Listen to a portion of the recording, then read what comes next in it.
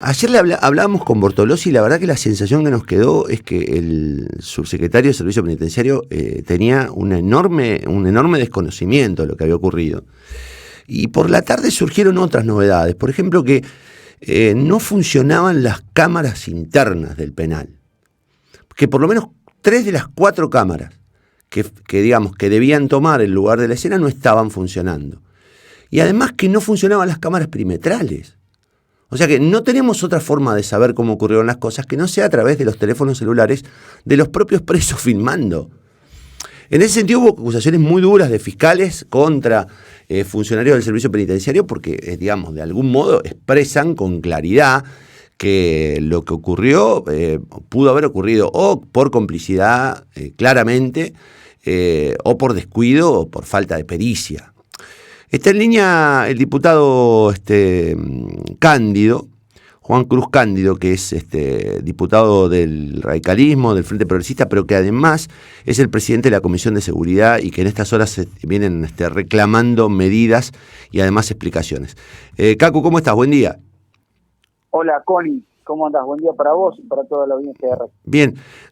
Pasaron 48 horas, o casi, de lo que ocurrió en Piñero. ¿Cuál es tu percepción de lo que pasó?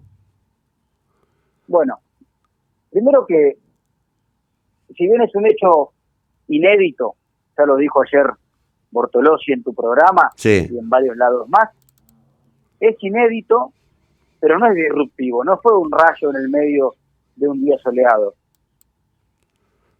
Fueron teniendo avisos de lo que estaba pasando. El año pasado volvieron después de más de una década los motines a las cárceles de Santa Fe. Tuvimos el mes pasado una fuga en la cárcel de Piñero donde se fugaron en un carro de supermercado en una caja de banana. Sí. Tuvimos la semana anterior a este ataque un tiroteo que según muchos investigadores estaría vinculado en las inmediaciones de la cárcel de Piñero. Evidentemente hubo señales que quizás fueron o no advertidas. Mañana a las 13 horas están convocados Gálvez y Bortolossi, entre otras cosas, para hablar de estos temas, y queremos saber si el gobierno, si el Ejecutivo tomó nota de la situación y, habida cuenta de esa situación, fue reforzando las medidas de control y de prevención. Ayer tuvieron una respuesta que es muy pobre. Una es la de manual del gobierno de Omar Perotti. Uh-huh. Ante cada problema, buscar a quién culpar. Si puede ser de la gestión anterior, mejor. Y ofrecer soluciones que son simples a problemas complejos. En este caso, el famoso muro. Sí, que a mí 10 de noviembre del sí. 10 de noviembre del 2010 se fugaron 3 detenidos de Coronda. Sí. Saltaron un muro de 3 metros para fugarse. Por más que pongamos el muro, por más que pongamos, si el gobierno quiere dragones alrededor de las cárceles, si no mejoramos la distancia de control para que los detenidos no se acerquen a la barrera que se ponga como para impedir el paso, se van a seguir escapando. Sí, por otra parte, digamos, yo ayer se lo decía a Bortolossi, las cárceles más modernas del mundo no tienen muros. En todo caso tienen muros en el edificio donde se vive, pero no tienen muros, tienen 3 o 4 perímetros, que es lo que tiene la cárcel de Piñero y lo que tiene la cárcel de Seiza, donde no se escapa la gente, digamos. Si tienen Seiza. Las cárceles, las Megamax norteamericanas, están alojados, por ejemplo, miembros del ISIS o de los talibanes, no sí. Tienen muros. Si queremos ir al paradigma de una cárcel hasta cruel, Guantánamo, sí. No tiene muros. Es un paradigma que atrasa el del muro. Es creer que con una solución de la primera mitad del siglo XX se va a poder resolver un problema del siglo XXI. En el fondo expresa lo que es este gobierno, que es una restauración de respuestas viejas, intentando aplicarlas a problemas del presente. Por otro lado, digo, a mí me impresiona mucho la falta de respuestas desde el punto de vista político, digamos. Acá está bien, van a decir, no, recibimos las cárceles en mal estado, pero ayer Bortolossi me confesó que en 1 año y medio no sumaron una sola persona al servicio penitenciario. Una. Ni una sola persona, ni un solo agente, y ni una sola plaza penitenciaria se abrió. Mirá,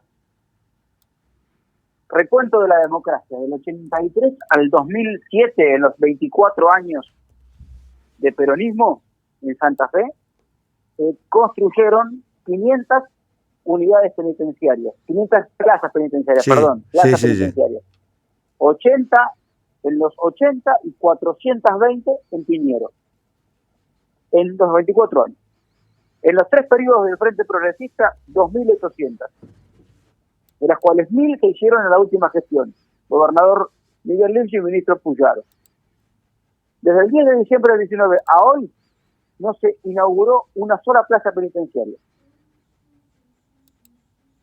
Ahora, Con el agravante, además, que eso impactó en la cantidad de detenidos en las cárceles y en las comisarías. Teníamos, al cierre de la gestión del Frente Progresista, 7% de presos alojados en comisaría, y hoy estamos, según los últimos informes que pudimos acceder, en un 15% de presos alojados en comisaría. Estamos duplicando la cantidad, perjudicando básicamente al servicio de seguridad pública. pero es todo, además, todo lo contrario de lo que venía diciendo Saín, porque yo me acuerdo hace un año Saín diciendo, no va a haber presos en la comisaría, no quedaron presos en la comisaría. Ahora resulta que tenemos un montón de presos en la comisaría. Ahora resulta que en la cárcel de máxima seguridad, donde nunca había problemas, ahora se nos escapa la gente por abajo del alambrado. Digo, ayer estaban mostrando en la televisión nacional que estaban atando con alambre, es una frase, estaban atando con alambre en lugar de resolverlo estructuralmente al agujero. Digo, hay como una respuesta muy precaria, muy nacida de la improvisación. Es como que no supieran lo que están haciendo. Es como que no supieran lo que hacen, no supieran lo que sucedió, y como que no supieran lo que hacer, ¿no? Connie, yo tengo al respecto 2 o 3 sensaciones. La primera es que han creído que era un problema de eslóganes y que solamente con un eslogan se iba a poder resolver. Punto 1. Bueno, ni hablar del más paradigmático, ya tristemente célebre, la paz y el orden. Hoy ni paz ni orden. Punto 2. Anunciaron el año pasado que por una resolución se terminaban los presos en las comisarías, como si firmando una resolución el problema se resuelve. Tercero, anunciaron también con una resolución que prohibían los celulares en las cárceles, y ayer te reconoció Bortolossi que hasta el propio Estado les dio celulares a los detenidos durante la pandemia. Entonces, tenemos que terminar con esta cuestión donde parecería que porque las cosas se enuncian, se realizan y se concretan.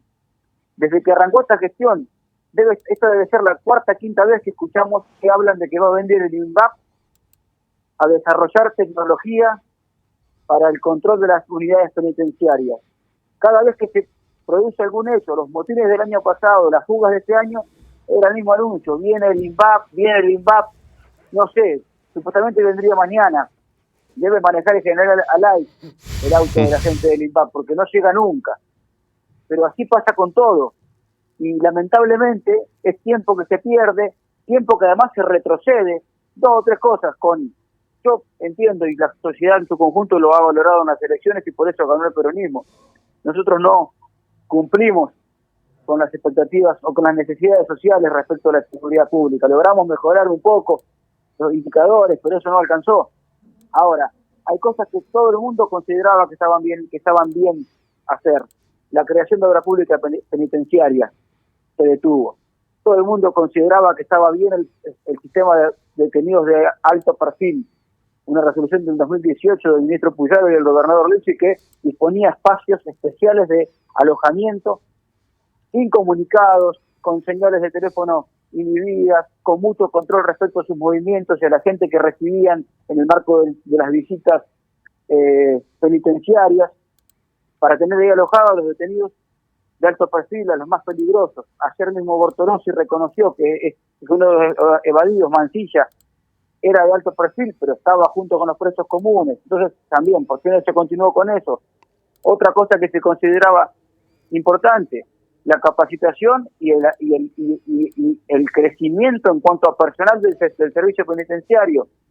El último ingreso fue en 2019.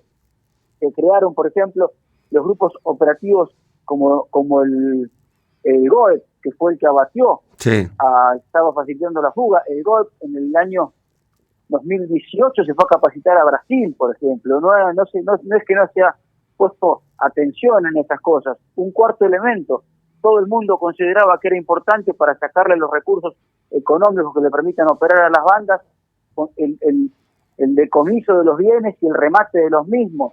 Tampoco se continuó. Entonces nos parece que hay ya una desidia generalizada, motivada, no sabemos si por la vocación fundacional del gobernador Perotti, o por qué será motivada, pero que no solamente no ha propuesto cosas nuevas que subsanan los errores o las falencias de la gestión anterior, sino que las cosas que estaban bien hechas también las ha dejado de hacer. A mí una de las cosas que más me ofendió, y eso creo que lo compartís porque creo que fuiste el primero en publicarlo, fue el pedido casi de piedad del ministro de Gobierno, Zuckerman, respecto a la utilización, entre comillas, política o el debate político sobre temas vinculados a la seguridad o en este caso al servicio penitenciario. Vos fuiste el primero en recordar ayer algo que voy a repetir ahora. Martín, si lo tenés, lo compartimos vos, Cándido no lo vas a poder ver porque seguramente estás por teléfono, pero hace 2 años... Sí, pongo en YouTube. Bueno, 2 años, el ministro Zuckerman hacía este spot de campaña, y es el mismo que hoy está pidiendo que no se use a la seguridad o a la inseguridad o a los problemas vinculados a la violencia como elementos de debate político. Comparto con vos, que ya lo viste, y comparto con la audiencia de nuevo, el spot de campaña de Zuckerman cuando era precandidato a intendente de Rosario. Miren lo que decía Zuckerman. Para que Rosario vuelva a dormir tranquila, hay alguien que no va a dormir. Zuckerman, intendente. Vivir con seguridad. Frente Justicialista para la Victoria. Lista 4. Este es el ministro de Gobierno de la provincia de Santa Fe. Es el que se supone que no iba a dormir para que los demás pudiéramos dormir. Y ahora pide que no se hable de la seguridad. Digo, sí, ¿cuándo? En una posición, aparte de un spot donde prácticamente hacía de fiscal de película norteamericana. Sí. Ahora, ¿cómo se defiende a alguien? Digamos, ¿cómo sale él a defender ahora una postura como que en realidad, cuando fue el primero en utilizar la seguridad como una política, como un discurso electoral, digamos? Y nosotros no entendemos la lógica de la política como hacerle al resto lo que no nos gusta que nos hagan a nosotros. Es una lógica de vida, kantiana si se quiere, y tampoco la vamos a trasladar a la política. Sí queremos señalar la incongruencia. Cuando esta provincia tenía desafíos institucionales mucho más fuertes que este, cuando esta provincia se enfrentaba, por ejemplo, a la decisión judicial y política de avanzar en el juicio a la banda de los monos, ante cada hecho que todos sabíamos que tenía vinculación con una reacción del crimen organizado frente a la decisión del Estado santafesino de no aflojar, y cuando ocurrieron esos hechos, no encontrábamos del otro lado una solidaridad en el planteo político respecto a que lo que estaba ocurriendo era consecuencia de una decisión corajuda del Estado santafesino de enfrentarse a estas mafias. Muy por el contrario, se insistía en aquel eslogan que nació en el Congreso de la Nación de parte del señor Larroque, de narcosocialismo. Cuando veíamos las consecuencias de esta disputa, además hay que reconocer acá al servicio penitenciario, porque debemos señalar también que a pesar de todo lo que pasó alrededor del juicio de los monos, en las cárceles santafesinas se logró controlar la situación para que ese juicio no impacte en las cárceles y se tuvo a los jefes de la banda más peligrosa que asoló nuestra provincia, o una de las más peligrosas, durante un tiempo, alojados abajo del edificio del Centro de Justicia Penal, y hubo un operativo enorme de seguridad para que no se escapen, para que no se intenten dar a la fuga, y eso es también un trabajo importante que hizo la profesionalización del servicio penitenciario. Ahora, cuando todo eso ocurría, muchos de los actores políticos que hoy tienen la responsabilidad de de la gestión del Ejecutivo, de la primera línea de responsabilidad ante lo que está pasando, estaban por lo menos mirando para el costado, intentando que pase lo que pasó, que es utilizar la seguridad pública, obviamente, como un elemento de la campaña electoral. Nosotros lo que decimos es, obviamente, que no era necesario en ese momento, y obviamente que el resto de los actores del sistema político iban a hablar del tema. Lo que pedíamos es que se lo aborde con honestidad. Lo que pedíamos, y lo que intentamos hacer nosotros ahora, es que se lo aborde con honestidad intelectual. Básicamente con honestidad intelectual de reconocer la complejidad del problema, y por ende que, como todo problema complejo, no tiene soluciones fáciles o simples. Este gobierno accedió prometiendo soluciones fáciles a problemas complejos. Cuando uno hace eso, es por dos razones: o porque es un demagogo elemental y un mentiroso, o porque no tiene idea de dónde está parado. La verdad, hoy, transcurrido 17 meses de gestión, no sé cuál de las dos razones lo motivaron a decir eso. La última tiene que ver con las explicaciones, porque digo, ya hicieron hubo como una especie de silencio durante 24 horas hasta que salieron a explicarlo. Las explicaciones, además, salieron con un respaldo manifiesto del gobernador, dando por sentado que que no se va a requerir ninguna renuncia, ningún desplazamiento, que se supone que esto fue un hecho aislado o ocasionado solo por la violencia exterior, que por otra parte no podemos corroborar porque no tenemos imágenes, no hay tampoco imágenes que nos permitan y que le permitan a los fiscales saber exactamente cómo se dio todo, porque las cámaras no funcionaban. La pregunta es, ¿ustedes qué le van a pedir, digamos, a Zuckerman? O en todo caso, ¿qué es lo que pretenden hacer de la Comisión de Seguridad o desde la legislatura? ¿Qué es lo que le van a reclamar? No, bueno, mañana están citados. Ahí quiero destacar con la rápida respuesta de los dos funcionarios que enseguida se ofrecieron para estar mañana mismo en la reunión de la Comisión de Seguridad. Vamos a plantear primero las situaciones que rodearon a esto, a ver qué es lo que falló, qué es lo que el Ejecutivo considera que estuvo fallando desde adentro, estuvo fallando desde afuera, en qué falló el servicio penitenciario, en qué falló la previsión de lo que estaba pasando. Queremos saber cómo se está controlando la cuestión de los presos de alto perfil. Queremos saber las razones por las cuales a determinados presos se les entregaron líneas telefónicas. Lo contó ayer el señor Bortolossi. Queremos saber la situación. No, pero además, permitime aclarar algo acá, que a mí me parece muy grave. Hace 1 año y medio, cuando asesinaron a una persona en el City Center, se corrobora después que desde la cárcel de Piñera habían organizado, digamos, un atentado y que había sido conducido por un integrante de la banda de los monos. En esa oportunidad hubo un compromiso público de inhibir los teléfonos, de no permitir que los presos de alta peligrosidad o como se califiquen tuvieran acceso a teléfonos, y evidentemente eso dejó de ocurrir o no ocurrió porque esto se organizó desde adentro, Juan, digo, no, esto no se puede organizar solo desde afuera, no, ¿qué tenían? Contacto con mentalistas, digamos, acá se organizó desde adentro. ¿Y cómo es que tuvieron acceso a los teléfonos? ¿Quién se hace cargo de que estos tipos hayan tenido teléfonos para organizar eso? A ver, es muy difícil, insisto, en esta apelación que hacíamos al abordarlo con honestidad intelectual, por lo menos desde los sectores que estuvimos en la gestión. Es muy difícil evitar que toda la población penitenciaria utilice los teléfonos. Uh-huh. Hay problemas para inhibir las señales, no hay muchas veces tecnología suficiente para inhibir las señales de toda la población penitenciaria.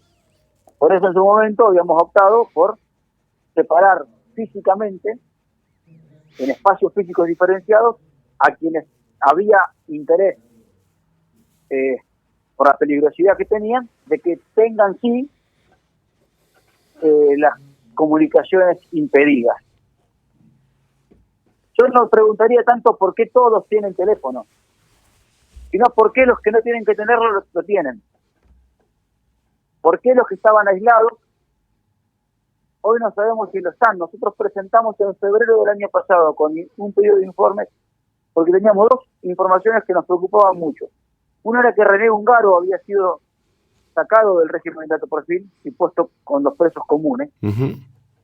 Y la otra era que, con la excusa de un estudio médico que se podría haber hecho tranquilamente en la guardia médica de la unidad penitenciaria, estaba por ser retirado y llevado a un centro médico privado Esteban Alvarado, con el peligro que ello hubiera implicado. Hicimos ese pedido de informe, además preguntando por el régimen en el cual estaban estos detenidos, preguntando qué es lo que el gobierno pensaba hacer con los detenidos de alto perfil. Pedido de informe que ya va a cumplir 1 año y 4 meses sin haber tenido respuesta de parte del Poder Ejecutivo. Mañana también vamos a preguntar esos temas, porque son temas que hacen a la complejidad del problema en su totalidad. No se soluciona con anunciar que se terminaron los teléfonos para los presos, porque todos sabemos que es muy difícil de que eso ocurra en su totalidad, y no estamos en condiciones de seguir frustrando las expectativas de la gente, frustrando las expectativas de la sociedad, porque eso es, en la situación en la que estamos, un problema mucho mayor, porque está en juego ya hasta la legitimidad de la propia democracia para resolver los problemas de la gente. Y le pedimos al gobierno, insistimos una vez más, en que cuando tiene estos problemas, en lugar de utilizar el plan A, que viene usando hasta ahora, que es mirar para atrás, ver a quién pueden responsabilizar, si es del Frente Progresista mejor, pasar al plan B, que es convocar, escuchar, tratar de juntar a diferentes miradas, convocar a los 3 poderes del Estado para trabajar en estos temas, en lo que era la Junta Provincial de Seguridad. Si le quieren poner otro nombre, que le pongan otro nombre, porque aquí pareciera que estamos como en el 18 brumario de Luis Sí, Bonaparte. sí. El problema de las cosas son los nombres. Hay que cambiarle los nombres porque parece que con eso se le cambia el sentido. Bueno, si quieren que le cambien el nombre, pero necesitamos tener este espacio de debate, de diálogo. Y de articulación de trabajo. Y otra cosa, Connie, es necesario, ya no se puede escapar más de la situación, es necesario que de una buena vez, en serio, no a la pasada, no habiendo la respuesta ante la pregunta de aquellos periodistas que acceden a la posibilidad de preguntárselo, el gobernador Omar Perotti hable de la seguridad pública en Santa Fe. Durante la campaña electoral, vos te comprabas un huevo Kinder, o los más viejos, un chocolate Jack, y salía de adentro de la sorpresita Perotti hablando de seguridad pública. Ahora no se lo encuentra por ningún lado. Es el secretario del Zorro cuando habla de seguridad pública. Uno escucha spots radiales donde habla todo el tiempo el gobernador, pero el único tema que no toca es el de la seguridad pública. Paradójicamente, el único tema que tocaba en la campaña electoral. Es necesario que hable, es un problema muy grave. Estamos en un 35% más de homicidios en Rosario que los que teníamos en el 2019, en un 20% más de los del año pasado. Y sin embargo, el principal responsable de la política de seguridad pública, que además tiene responsabilidad institucional y también legítima, porque la legitimidad de su mandato versa de un triunfo electoral nacido en la promesa de mayor seguridad pública y de paz y orden. Hace falta que dé una palabra a la ciudadanía santafesina, que aparezca, que se exprese, que se haga cargo del tema. No podemos seguir ante cada problema en el silencio del gobernador. La gente votó un gobernador, no un comentarista. Y es necesario que en este tema tan grave se asuma la responsabilidad que corresponde. Sí, agrego y te pido una reflexión al respecto, que hemos pasado de un ministro de Seguridad que tenía una vocación desenfadada por la palabra pública, no por la acción, pero sí por la palabra pública y por la provocación, a un ministro de Seguridad que está callado, ¿no? Y que por otra parte parece no enterarse de lo que está ocurriendo porque, digamos, da la impresión de que llega tarde a todos lados, no puede controlar los festejos de la gente, no puede controlar la salida de la... Digo, mucho menos han bajado los niveles de violencia y de inseguridad, y ni hablar de homicidios. Y también, digamos, hemos pasado de un ministro que hablaba demasiado a un ministro que no habla, como es Laña. Laña está como ocupando un lugar sin ningún tipo de argumentación sobre lo que ocurre alrededor, ¿no? Lo de Laña ya a esta altura ya está, pasaron los meses de piedad y de espera. Digo, Laña también tiene que explicar lo que está haciendo, porque da la impresión de que no está haciendo nada.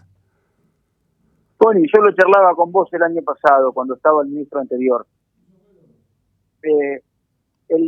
La cuestión de la seguridad pública ha sido tan clave que el máximo responsable tiene nombre y apellido y es el gobernador de la provincia. Uh-huh. Más allá de quién sea el ministro. Sí. El ministro anterior creo que le servía para esconder la responsabilidad en la verborragia del ministro. Ahora ha quedado expuesto el gobernador.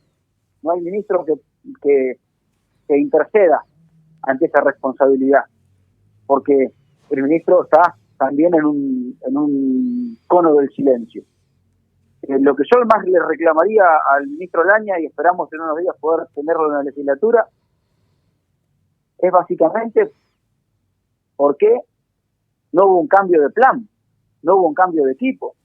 El ministro anterior se va, no por las barbaridades que decía todo el tiempo, sino porque a las barbaridades que decía todo el tiempo las acompañaba con un desastre de gestión. No solamente de la situación en la calle, sino también hacia adentro del Ministerio de Seguridad. La única diferencia es que ahora están en silencio, pero el plan de acción sigue sin aparecer. Sí, estamos en una situación en la cual nos van a decir lo de las leyes, ya lo sé. Pero ¿sabes qué pasa, Connie? No puede ser la respuesta de un gobierno orientada hacia dos lugares. La primera, hablar de lo que hizo el gobierno anterior, la herencia. Y la segunda, las leyes, lo que tiene que hacer el gobierno que venga. No logramos hasta ahora que ni el ministro anterior, ni el actual, ni el gobernador, ni nadie nos diga qué quieren hacer en el presente. Porque las leyes son para el gobierno que viene, 4 años y medio de aplicación. Lo que pasó en el gobierno anterior. Ahora, en este gobierno es como si estuviéramos en una suerte de... El tiempo ha quedado suspendido en materia de seguridad y pareciera que si el tema no se toca, la gente no se da cuenta.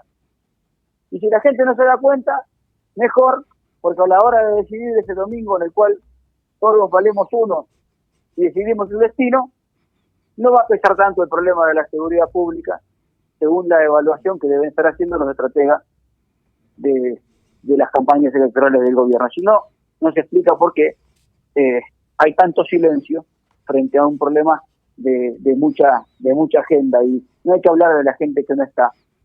Pero ayer yo pensaba en algún momento, han ocurrido cosas muy graves en el gobierno de Miguel, por ejemplo, el ataque al Centro de Justicia Penal, varios ataques vinculados a esta ofensiva del Estado contra las mafias. Ahora, el primero que aparecía dando la cara, junto con el ministro de Seguridad, era el gobernador. Uh-huh. Y el día que atacaron el Centro de Justicia Penal, a las 8 de la mañana, el gobernador estaba en el Centro de Justicia Penal, dando directivas, poniéndose al frente, haciéndose cargo de la situación, ejerciendo el cargo de gobernador de la provincia de Santa Fe. No se pudo mejorar todo. Muchos de los indicadores de seguridad indican que se venía mejorando, pero en gran parte fue por la impronta que ese equipo, el gobernador Levy, que el ministro Puyaro, que el resto de los ministros, el ministro Silverstein, le pusieron al abordaje de la cuestión. Acá parece que todo fuera, primero ante el silencio del gobernador, cada uno más o menos parece que se defiende como puede. El ministro de Seguridad dice que los presos cometen delitos ordenándolos desde la cárcel, como si las cárceles dependieran de la jurisdicción de Marte, en vez de la del gobierno de Santa Fe. El ministro que tiene a cargo las cárceles mira para atrás y dice, no, pero es un problema de la gestión anterior, porque construyeron la cárcel sin muro. No. Olvidándose, por ejemplo, cárcel la cárcel la inauguró Bey. Claro, la hicieron ellos, ¿no? La hicieron ellos. A la cárcel la inaugura Bortolossi como secretario de Servicio Penitenciario. Eso es increíble. Y hoy te miran y te dicen, el problema es que la cárcel no tiene muro. Bueno, cuando fueron a cortar las cintas se hubieran dado cuenta si el problema de ellos era la inexistencia, la falta de muro. Cacu, gracias. Bueno, Connie. Sí, está bien. Yo te quería escuchar porque de verdad a veces uno cree que enfoca la realidad desde un lugar equivocado, desde la desinformación. Te anticipo, porque va a ser bastante ruido en las próximas horas, que me llega una información respecto al costo de las motos que se acaban de entregar. Motos que son, según la propia policía, de difícil manejo, pesadas, riesgosas y que además no sirven para la persecución de los criminales que andan en otras motos, porque son enormes, son gigantes, son pesadas. Pero además me hablan de un costo superlativo. Entonces uno empieza a ver que en realidad siempre que hay un anuncio, esto me hago cargo yo, no tengo por qué involucrarte, siempre que hay un anuncio de seguridad, lamentablemente lo que hay atrás siempre es un negocio. Cuando yo ayer lo escuchaba, pero no te involucro en esto, pero yo cuando ayer lo escuchaba a Galvez decir que hay que hacer un muro, lo primero que pensé, ¿sabes lo que cuesta un muro para una cárcel como esa? Digo, a mí me parece que hay gente que está más preocupada por los negocios que por lo que le van a dejar a la sociedad en términos de seguridad, ¿no? Y mientras tanto todo empeora. Te recuerdo que nosotros tenemos denunciado el proceso licitatorio de la compra de armas, en lo que también pareció una decisión de inclinar la balanza en favor de una empresa. También tengo entendido que hay investigaciones en marcha ya respecto a la situación de las motos. Claro, pero viste, vos decís, no hay un solo aspecto en el que vos digas esto es transparente, sobre esto no hay duda. Y vos decís, cuando todo debería ser al revés, hoy debería ser todo sin dudas, todo transparente y todo debería ser explicado con facilidad. Y acá todo requiere de una vuelta de tuerca, de una dificultad para acceder a la información, de una explicación que no termina de ser clara. Mientras tanto ocurren las cosas que ocurren, porque no es que mientras tanto las cosas mejoran o la situación, mientras tanto se nos escapan por debajo del alambrado los presos. Entonces yo digo, de verdad es muy frustrante, porque lo que uno percibe es que hay dos intereses claramente diferentes en la gestión pública. Por un lado, lo que importa se abandona. Y lo que no importa, o en todo caso sobre lo que importa, se aprovecha para hacer negocio. Porque yo digo, ¿por qué compramos moto de $35.000? ¿Por qué? ¿Por qué? ¿Se necesita de verdad moto de $30.000, $35.000? No lo entiendo. ¿Por qué compramos motos que pesan más que la gente? Cuando en realidad lo que necesitas son motos ágiles.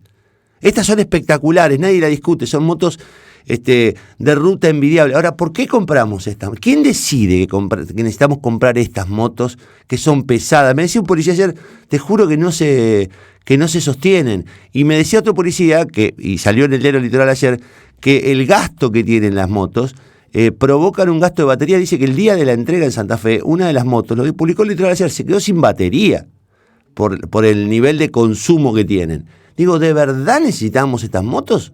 Que son espectaculares.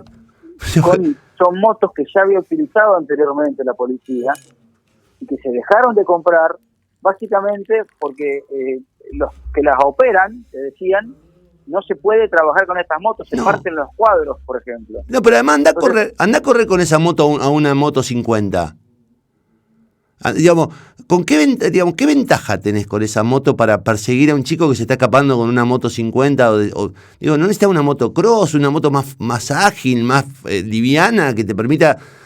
Me parece tan elocuente que se cometen errores, me parece tan grosero, que uno se pregunta por qué, ¿por qué ni siquiera tienen el cuidado porque terminamos todos preguntándonos siempre lo mismo, ¿qué hay detrás de esto? Y perdemos tiempo averiguando, y mientras tanto se escapan los presos por abajo del alambrado, no es que mientras tanto todo mejora, ¿viste? Digo, a mí me produce una enorme bronca, y tenés razón, el que tiene que responder sobre esto es el gobernador, y lamentablemente el nivel de condicionamiento que hay hoy en Santa Fe con la prensa hace que los periodistas que se acercan al gobernador no le pregunten. No le pregunten no porque no quieran, sino porque temen las represalias que puede haber sobre el medio en el que trabajan, si preguntan lo que no quieren o lo que no deberían preguntar. Pero bueno, es Santa. Sí. Coincido con en que ya estamos en una situación, estaban 2 años de que se produjo la elección donde ganó el gobernador Perotti, y no se puede seguir en este silencio que cada vez hace más ruido sobre el tema que, aún cuando estamos con la tristeza de los muertos de la pandemia y con toda esa situación, es el tema que encabeza las preocupaciones en todos los estudios demoscópicos, las preocupaciones de la sociedad santafesina, y básicamente las encabeza porque no veníamos de Suiza, pero hoy está mucho peor la situación, y el silencio oficial muchas veces no hace más que empeorarla, porque la sociedad muchas veces espera de sus gobernantes por lo menos una palabra, una certeza, una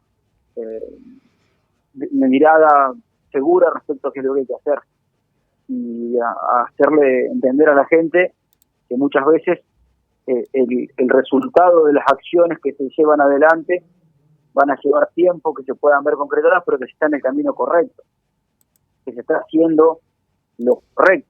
Hoy la verdad es que no tenemos ni siquiera esa palabra, básicamente porque no pareciera que no hay mucho para mostrar de lo que se ha hecho.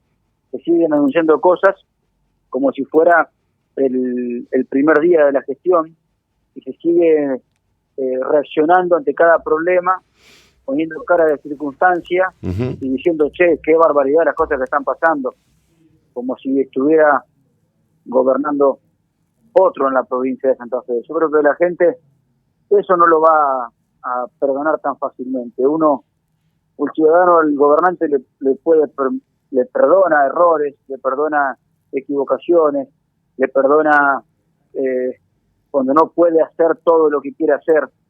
Lo que la ciudadanía no le perdona a los gobernantes es cuando los gobernantes los dejan solos en los momentos peores. Y da la sensación que por lo menos en seguridad el gobernador ha decidido correrse de la escena, y correrse de la escena a la sociedad es el mensaje del gobernador de que la gente está sola frente al problema. Cacu, gracias por el contacto. No, gracias a vos, Juan. Chao, un abrazo grande.